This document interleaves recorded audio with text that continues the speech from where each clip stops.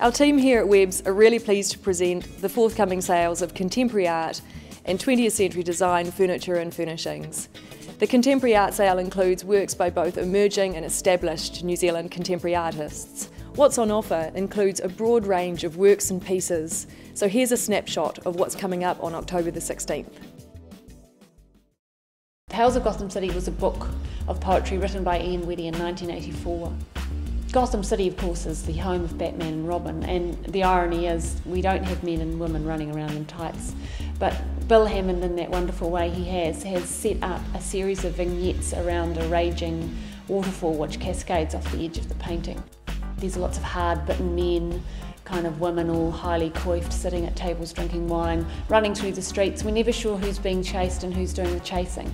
This isn't a collaboration where Ian Weddy's had anything to do with the painting of the work. It's quite neat to have this kind of idea that the two of them have done this painting together, one from their mind and one from their hand.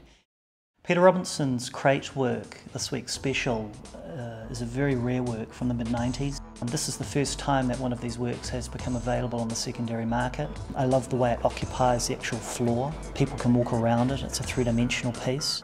What he's done is he's taken the humble packing crate, which is used extensively in freighting artwork internationally and locally, and he's actually turned that into the artwork himself. This week's special is a very sort of tongue-in-cheek look at economies involved in the art world. Have they made it when they sell a work for over $100,000? You know, is this really going to be this week's special? It was important for us to include works by new or emerging artists that perhaps hadn't been previously seen on the auction market. Kate Wood's photograph Lightning is a work that has continued on from a series she's done using a lightning bolt formation. She's using a found photograph of a vintage one that she's found in an op shop and created a cardboard construction and re-photographed the cardboard construction on top of the photo. The particular work is referencing a very famous work by Walter de Maria, where he actually constructed a field of lightning rods and created lightning into the landscape. This is a work by Richard Colleen. It's a cutout, 25 pieces on aluminium, called The Politics of Geometry, from an exhibition of the same name in 1991. Ironically, some of the pieces have got geometric shapes on them and others are actually quite natural. So we've got clouds and wishy-washy surfaces and soft surfaces, and then we've got very hard-edged geometric shapes and forms. Scissors, which obviously is a sort of a quirky, humorous take on the cutout. Each piece is designed to be pinned up in a fairly random fashion on the wall. Andrew McLeod's Miracle of Fishes is a fantasy world where goldfish are swimming in outer space, and it's very surreal. There's sort of Sputniks floating around, and there's a real kind of collage of disparate images from, you know, items in the artist's studio, such as a screw or a tape measure. You know, they're talking about life and death and regeneration. It's quite interesting, or sort of mysticism in contemporary art is quite lacking these days. Things are very austere and cold, and I think Andrew brings that very pure kind of humanist element to his work.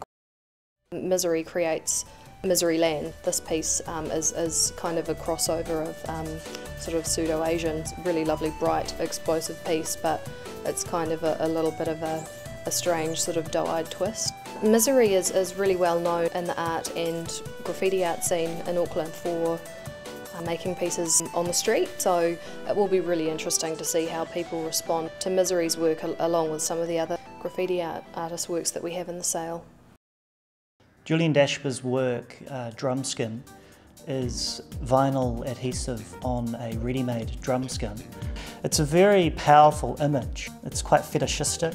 I mean, it has a very pristine surface. Julian's drumskin work originally was shown in an exhibition with 6 other pieces, so there were 7 drumskins in the show. So it is a one-off piece, a unique piece. It's a candy-coated pop piece which still packs a real conceptual punch. The huia were a bird hunted almost to extinction by the Maori in pre-European times.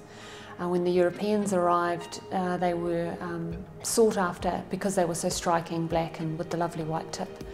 And when the Duke and Duchess of York came to Rotorua in the 1900s, A Maori elder took a feather from her hair and passed it to the Duchess of York, which caused a frenzy among the Europeans who would like to have owned them themselves.